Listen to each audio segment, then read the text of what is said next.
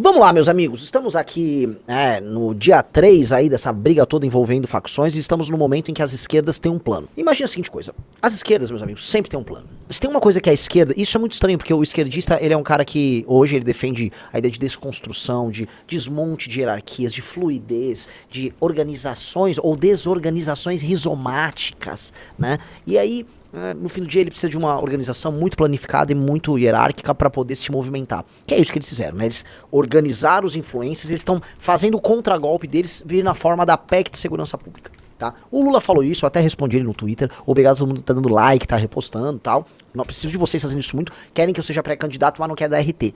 Tem que ser assim, RT, like pra caramba, tem que ajudar a crescer essa bagaça. Dito isso, tá?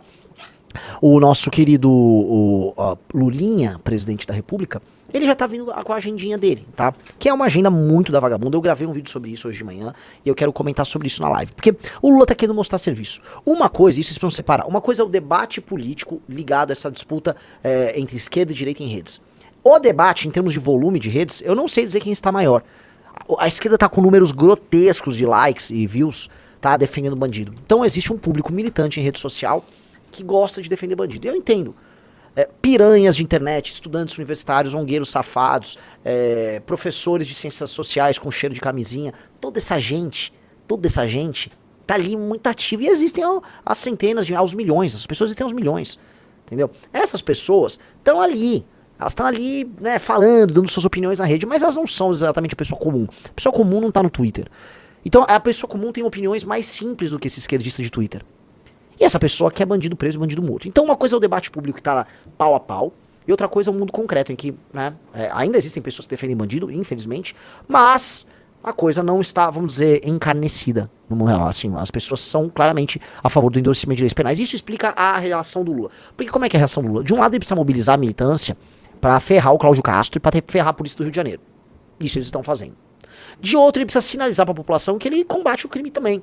Então ele vai vir com declarações e posições que vão soar contraditórias e vão aparecer para vocês cheias de armadilhas. E eu preciso mostrar isso para você. Tá na 2, né? Sim. Eu preciso mostrar para você. Então bota aí o tweet, olha só. Ele mandou: me reuni hoje pela manhã com ministros do meu governo e determinei ao ministro da Justiça e ao diretor-geral da PF que fossem ao Rio para encontro com o governador. Entendi, vocês não liberaram blindados pro governador fazer a operação junto com a polícia. Mas agora que a operação cresceu, aí você precisa participar, né? Você que ordenou e tal. Não podemos aceitar que o crime organizado continue destruindo famílias, oprimindo moradores e espalhando drogas e violências pelas cidades. Precisamos de um trabalho coordenado que atinja a espinha dorsal do tráfico sem colocar policiais, crianças e famílias inocentes em risco. Começou. Aqui ele já tá avisando, precisamos de lembra o papo da inteligência, precisamos de inteligência, de operação na minha linha. E depois eu vou pedir pro Riso já ir separando o vídeo do governo federal, que eu também respondi, né, que eu falei, vídeo de piranha, não sei o quê, que claramente foi algum tipo de piranha que fez o vídeo, pra mostrar como é que essa narrativa se constrói. Então ele avisa o seguinte, eu não concordo, é importante combater o crime, mas do meu jeito é melhor, é isso que ele tá falando. Não existe um jeito dele, porque não existe combate dele efetivo a crime nenhum.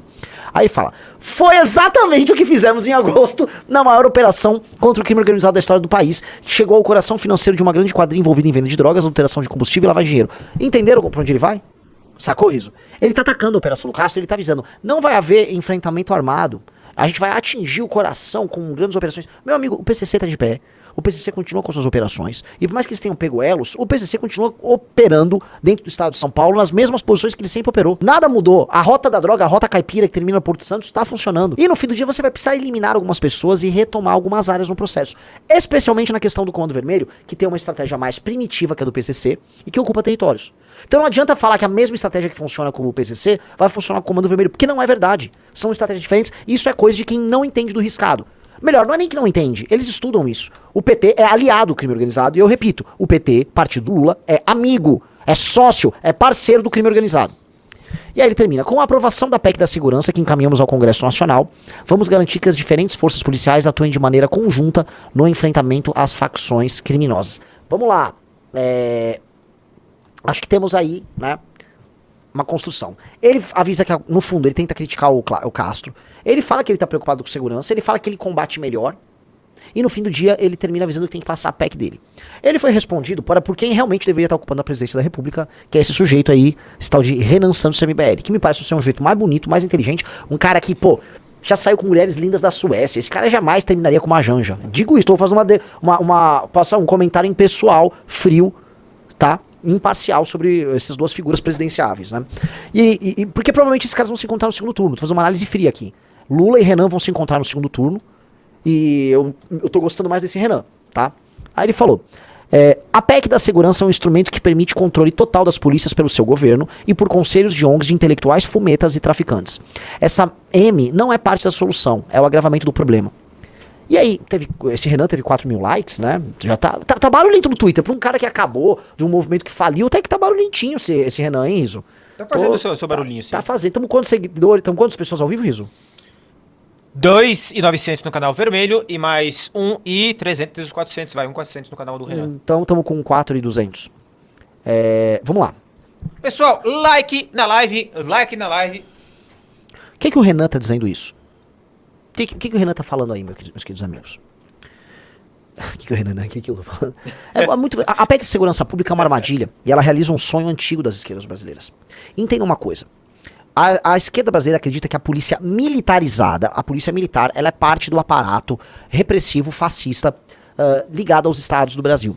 A polícia militar, para eles, é uma entidade fascista e há muito tempo as esquerdas brasileiras tentam desmilitarizar a polícia. Digite quem nunca viu a campanha, vamos desmilitarizar, precisamos desmilitarizar a polícia. Já teve muita campanha sobre isso. Quem nunca viu a música? Não acabou! Tem que acabar! Eu quero o fim da polícia militar! Né? Aí muita vagabunda dançando, muito cara fedegoso, aquela gente nojenta pulando lá, querendo acabar com a polícia militar. Isso é um tema recorrente, porque eles consideram que a polícia militarizada, a estrutura hierárquica militarizada da polícia, impede que a polícia se torne uma polícia democrática, aberta, do bem. Então, a polícia militar é uma instituição problemática na lógica deles. De um lado, vamos lá, o Hugo Chávez chega ao poder na Venezuela alguns anos antes do PT, acho que foi uns 3 a 4 anos antes do PT chegar no Brasil. O Hugo Chávez avança com os arranjos dele e ele consegue rapidamente tomar, vamos dizer, parte das forças armadas venezuelanas. Até tem um golpe que tentam dar contra ele, mas não funciona. E ele vai lá e faz essa tomada. As forças armadas brasileiras, elas são muito ideologizadas e muito fechadas na própria herança e eles não se tornam petistas. É muito difícil você ter lideranças de esquerda lá, ok? Então o PT viu problemas em avançar isso, só que tinha um problema ainda maior. As forças armadas no Brasil, em grande medida, são um tigre de papel, elas não participam de conflitos armados. Quem está participando recorrentemente de conflito armado no Brasil é quem, Rafael Almeida Rizzo? As facções? E contra quem? Entre elas? Não, a facção está enfrentando quem no dia a dia? As pessoas de bem. Não, quem te troca tiro com o faccionado? Poxa, Rizzo, um raciocínio mais óbvio. A polícia! A polícia? A polícia, poxa. Não, a polícia é o inimigo natural da facção. E a polícia são, basicamente, centenas de milhares de soldados. Nem sei se dá milhão. Procura quantos policiais militares existem no Brasil, tá? Talvez dê milhão. Operam, atiram, estão na ativa, rodando as cidades. E são militarizados e hierarquizados. Na prática, existe um exército que está atuando numa guerra no Brasil todos os dias. Chama-se Polícia Militar. E eles não conseguem a infiltração que eles querem. Nunca conseguiram.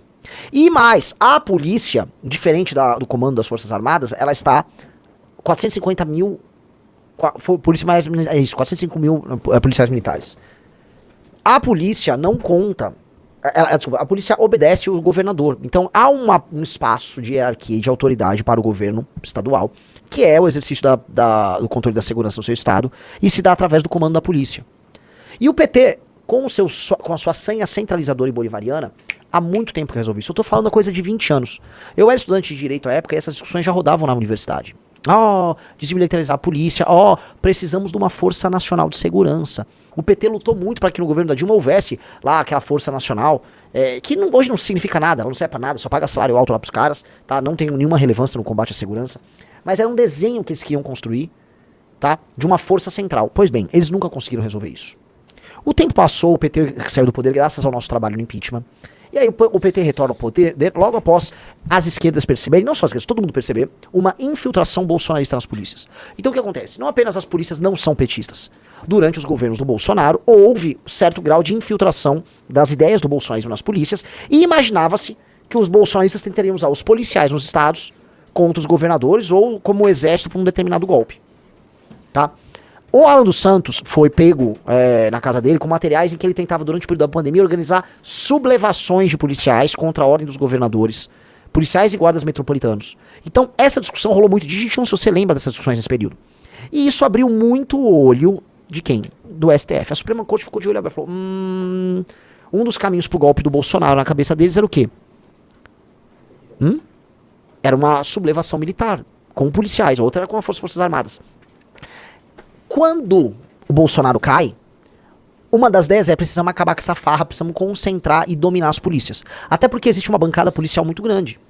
Então a PEC da segurança pública, ela surge num contexto em que STF, PT e tal, juntam seus muitos interesses, combate ao fascismo, defesa da democracia, tá? Misturam esses interesses e centralizam a operação das polícias no governo federal. Esta é uma ideia que partiu, na verdade, do STF. Não foi uma ideia que partiu do governo federal. E, por favor, se você já me viu falando disso em 2023, lembre-se, eu dei a letra. Tem gente aqui que tá me assistindo, você lembra disso? Eu falei isso em 2023. Falei assim, Renan, eu lembro. Renan, eu falei em 2023. Este era o plano. Eu citei, o Lewandowski está falando nisso, o Gilmar está falando nisso. Tem um plano, eles estão fazendo eventos. A construção era sobre isso. Quando o Lewandowski se tornou ministro da Justiça, ele fez um discurso falando disso.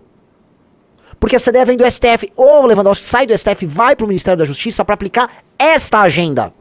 Ali a esquerda tem um controle sobre as polícias. Ali eles conseguem punir policiais que agem, vamos dizer, fora do contexto que eles querem. Ai, tá com muita letalidade essa polícia aí. Ai, temos que, sei lá, ensinar direitos humanos e como usar pronome neutro pro policial. Ou seja, eles querem castrar a polícia e colocar a polícia sob comando misto do judiciário e da presidência da república, ok? Então essa PEC da segurança é golpe. PEC da segurança é golpe. Repito, PEC da segurança é golpe. Não pode vir PEC da segurança do mesmo tipo de gente que defendeu a ADPF das favelas, que impede a polícia de subir o morro. Não pode vir uma PEC da segurança das mesmas pessoas que se reúnem com o crime organizado. A PEC da segurança é uma armadilha que está sendo tocada pelo PT para atender os interesses do STF e o PT nesse tema. Essa é a verdade. Essa é a verdade, tá? Coloquem isso, eu já falei isso várias vezes. Quem aqui pessoas lembraram? Que bom que lembraram. É isso, e tá claro agora mais do que nunca. Pessoal, like na live pra fazer essa live crescer mais. Então, pessoal, a movimentação do PT e do STF é nisso. Tá? É nisso, é nesse caminho. E não pode passar. Eu tentei falar hoje de manhã com o deputado Kim Kataguiri e o cara tá muito ocupado. Eu vou tentar ligar pra ele pra saber como é que está o status disso. Vamos ver se o deputado Kim Kataguiri consegue me retornar. Vamos ver. Acaba por chamada, não? Se conseguir, então, enquanto o Riso vai tentar chamar ele por chamada ali, né? Vai que a gente tenha o nosso quinzoso, né? Estamos com 2.000 mais 4, 6 mil pessoas, é isso? Estamos com 6 mil pessoas ao vivo em quantos minutos? Em 16 minutos de live. Ou seja, todo mundo like na live, vamos passar de 10 mil, tá? O Bernardo mandou assim, boa noite, Renan, concordo com você sobre a PEC, mas acho boas medidas transformar a GCM em órgão de segurança pública e a tal da Polícia Viária, o que acha? Eu acho que tem que transformar a GCM em órgão de segurança pública, sim. Acho, não tenho nenhum problema nisso. Meu problema não é este. E nem acho que essa questão da PEC envolva isso. A PEC é uma armadilha. A PEC é um caminho armadilhoso, um lodaçal, que vai deixar a gente preso lá. Aí como tem segurança pública no nome, as pessoas, eu gosto. Não confiem, essa PEC tem que ser desconstruída, ela não pode passar. Nós, nesse desejo que eles têm de fazer essa concentração, temos que pensar qual é o nosso papel, porque nós temos que pensar, não para sempre como eterna oposição, nós temos que pensar como alguém que vai governar o Brasil. Se eu fosse presidente da República, eu gostaria de ter essa centralização? Não. Eu sou o centralizador, eu acredito em centralização, mas essa centralização não é necessária. E aí você vai falar, por que, Renan, não é necessária? Vou explicar meu ponto. Existem instrumentos que entregam a centralização para o Estado no momento em que o Estado precisa centralizar operações. Um deles é um estado de emergência. Tá na Constituição. São elementos que ultrapassam, por exemplo, a GLO. Como bem observou o Rodrigo Pimentel, num podcast que ele foi, a GLO não entrega, por exemplo, à polícia a possibilidade de entrar em casas. Porque a polícia, para derrotar o crime organizado numa guerra, vai ter que entrar em casas. Então, o Estatuto, tô até com um jurista aqui, o jurista que tá aqui na nossa... Veja qual não sei se é o estado de emergência, o estado de sítio, que permite que as forças de segurança entrem na casa das pessoas. Você vai precisar disso numa guerra. Aí nessa guerra você vai listar tanto as forças armadas quanto as forças estaduais de segurança, vulga polícias militares. E aí nesse sentido, como presidente da República, eu efetuaria uma operação com essa centralização num contexto de guerra para retomada de território, eliminação do crime organizado, prisão ou morte das suas lideranças. Porque também, Renan, você quer prender e matar? Não, eu quero matar em combate. Estado de sítio. No estado de sítio a gente vai ter que botar o Brasil em estado de sítio. Eu vou prender. Agora resistiu, morreu, né? Resistiu, eu tô com um fuzil aqui, não... Prau! Eu não vou nem responder. Os nossos policiais vão prau. Matou, morreu, aconteceu. Né, batimentos cardíacos diminuíram até desaparecer, teve vi Deus, aí o cara, é com morto, aí, entendeu, se viu Deus, não viu Deus, se viu o capeta como última imagem, se viu o bruxo, o Sargento Martins como última coisa na vida dele, aí é com ele, tá? O lance é o seguinte, nós vamos querer levar preso pro cara ficar 50 anos na cadeia, sim, pode levar preso, agora também levamos o corpo, não é assim, o lance é o seguinte, aquela massa de carbono retardada será levada ou pra cadeia ou pro necrotério, é isso. E aí nós vamos retomar os territórios, vamos ter o Instituto de Direito Penal do Inimigo, tratando o faccionado como alguém diferente, que perde, né, seus direitos e prerrogativas fundamentais. Vamos ter leis penais muito duras, aí sim, pro cidadão comum, tá? Então, roubou, eu roubei, mão armada, fiquei preso, voltei, sou reincidente, cara, você vai ficar muito tempo em cana. Sua vida acabou, cara, desculpa. Pro cara nunca mais ser reincidente. A gente vai acabar com os crimes e roubos. Se eu não me engano, no Brasil, em 2023 e 2024, você teve registrados roubos de carro e roubos de celular, tá? Ou seja, precisou ser meio que a mão armada. Roubos que são atos de violência, teve pelo menos uns 500 mil casos registrados, porque boa parte dos casos não são registrados pelas pessoas. Quantas pessoas que não têm um celular roubado e que sequer vão dar queixa na polícia, tá? Então, esse número é muito maior. Esse cara que comete esses crimes, ele é um reincidente. Na maior parte dos casos é um reincidente. Nós vamos diminuir isso. Então, assim, com o governo da missão, nós vamos, aplicando isso, retomar os territórios, começar o processo de desfavelização, e do outro, cara, você vai ver em 2 meses, 3 meses, desaparecer os crimes na cidade. Você vai começar a andar com o celular na rua numa boa. Nós vamos entregar isso pra você em poucos meses. E aí não vai ter vagabunda de direitos humanos, né? Cheirador de pó, ongueiro, a piranha, o vagabundo, né? Essa gente deformada, essa gente não vai ter opinião pra dar. Porque com o momento que você tiver com o teu celular andando na tua rua, numa boa, você não precisou mais botar a droga do insufilme no teu carro, aí acabou. É isso que nós precisamos fazer. É isso. E em pouco tempo isso se resolve. Então você pode ter uma centralização momentânea para resolver esse problema. E depois, com uma legislação decente, os governadores vão entregar os resultados. Aí você fala, mas e os governadores do Nordeste? É complicado, que o governador do Nordeste gosta de bandido. O governador do Nordeste adora um bandido. Adora, né? Aquele governador da Bahia, aquela nhaca, aquela íngua. Adora um bandido, né? Todos, né? Assim, o Nordeste inteiro, Norte quase todo também gabarita. Não pode ver um bandido que estão lá quase fazendo sexo com o bandido. Ali é o seguinte, né? As regras vão ser bem objetivas e o exercício, vamos dizer, não só da justiça, mas das polícias pra entregar suas políticas vão ser cobrados, né?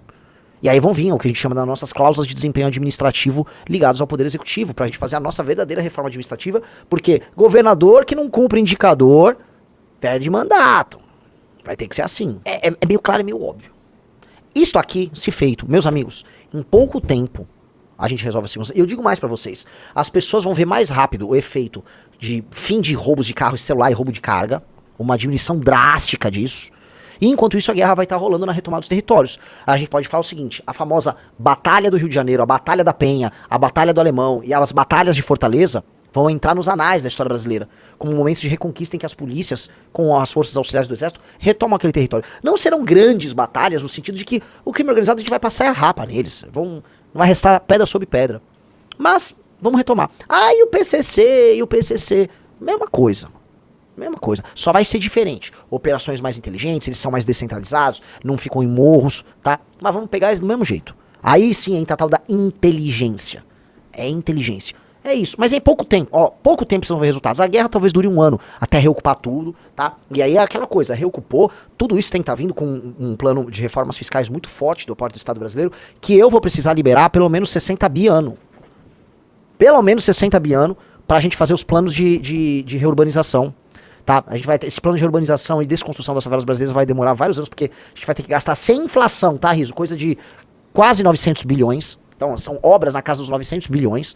E a gente vai ter que trazer, assim, construtoras de fora, projetos arquitetônicos de fora, uso inteligente de materiais pra gente economizar e a obra construir rápido. E a gente, vai derrubando favela e vai fazendo prédio, vai fazendo bairro e árvorezinha. E regra muito dura. Veio refavelizar de novo, perdeu a casa, perdeu a moradia, é preso. É isso, não vai refavelizar nada. E é um processo educativo. As pessoas vão ter que ajudar a cuidar dos bairros, as crianças vão aprender a cuidar dos bairros, elas têm que gerar afeto pelo bairro delas. Porque o resto do Brasil vai ajudar a bancar aquela brincadeira. Eles também vão ajudar a bancar, só pra avisar o morador, não é que ele vai receber um negócio de graça. Ele vai receber um negócio, vai vir um título de propriedade, e ele vai ter que pagar por aquilo, nem que seja um valor muito pequeno, mas ele vai ter que pagar por muito tempo. É isso. Não serão essas empreiteiras, picaretas brasileiras, ladronas que vão construir isso. Vamos trazer gente do mundo inteiro, eu quero trazer chinês. Chinês constrói rápido, vem chinesada. Mano, só os tincholim ali, plá, plá, construindo rapidão, vambora. Tô com a chinesada. Ah não, o sueco, a Skanska constrói melhor. Vem Skanska, vem todo mundo. Tô com vocês, entendeu? O John Rodrigues falou, quantos anos mais ou menos? Olha, se você imaginar que eu tô querendo gastar 60 a 90 bi por ano, tá? Num pacote desses, seria pelo menos uns 12, 13 anos pra você eliminar tudo. Aí assim, cara, acabou aquela paisagem favelística que você vai estar se sentindo no primeiro mundo. Aí não vai ter mais roubo. Resolver uma questão fiscal, resolver uma questão trabalhista. Favela desconstruída, não tem mais cultura de malandro, só resta a gente trabalhar e tentar virar um lugar de primeiro mundo. Fazer uma boa bomba atômica, é ou não é? E aí, cara, aí vem Guanabara Mística, Paulistânia Metálica, vem o que vocês quiserem, aí pode sonhar, entendeu? Agora temos que fazer essas bagaças. Meio óbvio que eu tô falando. Tô errado aqui?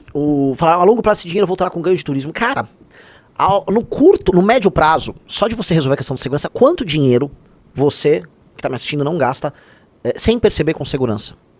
O condomínio de um prédio, uma pessoa que mora num prédio no Brasil, já, assim, um dos valores tem que ter porteiro, tem que ter cerca de segurança, tudo tem que ter muro. Toda casa, todo projeto que alguém constrói uma casa ou um prédio, inclui um muro e um aparato de segurança, que inclui inclusive câmeras e tal. Isso passa a não ser tão necessário. Isso, filme, todos os gastos que empresas todas têm com segurança. Tudo isso vai diminuir. Entendeu? Nós temos que gerar isso. Nós temos que gerar isso. Então você vai pegar dinheiro que é gasto com muro, com equipes de segurança, isso tudo diminuindo. Ok? Mas isso começa por uma guerra. E essa guerra demanda uma centralização. Não é a PEC de segurança que é uma centralização permanente, mas é uma centralização no momento de guerra. Porque é uma guerra que precisa. Esses caras não querem uma guerra. Veja, o Cláudio Castro entregou um cheirinho de guerra. Tá todo mundo contra. Todo mundo quer acabar com o Cláudio Castro. Todo mundo. Não, olha só. Cara, qual é? O Cláudio Castro só botou o pezinho ali. Imagine que num contexto de guerra, meus amigos, você que mora no Rio de Janeiro, você vai ter que ver isso por um tempo. Você vai ver isso por um tempo. Você vai ter que mudar o seu dia a dia. Agora, você quer que resolva o problema? É igual o cara assim... Ah, eu tô com câncer no pulmão, mas não posso parar com meu cigarrinho, vou fumar. Meu amigo, você vai ter que parar de fumar. Eu vou te internar e você vai ficar num hospital, você entendeu? Sua vida não ficará igual. Agora, você passou a sua vida inteira fumando, ninguém fez nada, falaram que fumar era bonito. Agora você tá com câncer, você quer o quê?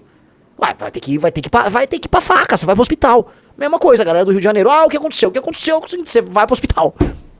Então, nós vamos declarar guerra ao crime e a vida das pessoas será afetada por um tempo, sim. Fortaleza, mesma coisa. Salvador, mesma coisa. Os governadores, tá? Vou botar aqui, o governador de Santa Catarina fez vídeo apoiando o Cláudio Castro. Vamos pra essa questão. O Cláudio Castro, ele fez um dia disso. Imagine se eu for entregar 2 meses disso. A esquerda vai querer se mobilizar, fazer manifestação. Num estado de guerra, num estado de sítio, eles não vão poder fazer manifestação. Eles vão presos se fizer manifestação. Vocês entenderam? Ah, você vai preso, esquerdista safado, você vai preso. Ah, não, vou fazer uma canção. Não vai fazer canção, não. É estado de sítio, estamos em guerra. Deixa a gente resolver a guerra. Aí volta à normalidade. Eu acredito em liberdade de expressão e tal. Mas agora no estado de sítio não. Ok? Esse é o desenho. E esse é o desenho que vai nos tornar um lugar sério. Porque um lugar que se leva a sério não tem favela. Um lugar que se leva a sério não tem tráfico. Um lugar que se leva a sério não tem o Oruan, filho do Marcinho VP, um dos comandantes do Comando Vermelho, gravando vídeo, se colocando, sou o filho do Marcinho VP, e falando que o inimigo é o Estado. O inimigo é o Estado, entendi. O Estado paralelo não é o inimigo é o Estado. E milhões de pessoas dando like, comentando, achando bonito. Isto não é um lugar sério. E eu não vou ficar preso, não venham, assim, ó, sabe por quê? O tipinho que mais se irrita comigo, eu vi lá Augusto Botelho me xingando. Aí eu vejo agora alunos de direito por aí. Que o operador do direito, ele acha que todo mundo vai ficar preso, tá? Nas amarras institucionais que são criadas ali, que são limitantes, sufocantes. Não. Existem dentro, inclusive do sistema normativo nosso, elementos que permitem que a gente faça o enfrentamento. Então, quando a gente fala em fazer isso, eles ficam... E eles acham que a anormalidade é o Oruan, filho do Marcinho VP, fazer um discurso defendendo o traficante. E falando, não, somos... Não, não é normal. Se você acha que isso é normal, você é um imbecil. Você é um mongoloide, você come cocô. Não vai rolar. Não vai rolar. E nós não vamos pensar dentro das suas limitações. Nós não vamos agir de acordo com essas limitações. Nós vamos expandir as possibilidades. Nós temos imaginação e capacidade. O Let's Go mandou. Pera lá, presidente. Fazer prédios e casas é uma tecnologia simples, deveria ser para empresas nacionais, para esse investimento de 60 bilhões que fica no país. Exclua o Debrecht corruptas, então. Desculpa, eu estou interessado em gastar bem o dinheiro. Eu quero saber quem é que vai construir melhor e mais rápido. Porque precisa ser obra rápida. Eu não vejo nenhuma construtora botando prédio com habitação arrumada de pé em um mês. Tum, tum, pum, pum. Que é o que vai precisar fazer. Ou como é que eu vou fazer com aquelas favelas? Aí, se eu entro nessas obras porcaria e caras do Minha Casa Minha Vida, é uma tranqueira. Tranqueira e demora pra fazer alvenaria e tal. Eu quero método construtivo rápido e arquitetura bonita. Se vai ser um chinês, se vai ser um cara de Singapura, um americano que resolver, eu não ligo. Entendeu? Esse papo aí também, construtora brasileira, o emprego vai ser gerado no Brasil. E é isso. E eu não tô falando de fazer aquelas casas porcas. Os prédios têm que ter identidade. A gente já teve algumas experiências de reurbanização de favela, ou urbanização de favela no Brasil, em que aquilo volta a ser favela, as pessoas recebem um monte de coisa igual e vão tentando... Não dá. Primeiro, não dá pra ser casa, vai ter que ser prédio, tá? Vai ter que ter síndico, e vai ter que ter um controle, não vai poder fazer alteração arquitetônica, não vai poder abrir o varal, não vai poder pichar, aqui o meu vai ter que... Não vai. Se você quer ser tratado como gente, também haja como gente. Entendeu? Não vai rolar nada disso. Vamos ser muito duro. Por isso que aquela discussão que houve sobre favelização semanas atrás foi muito importante.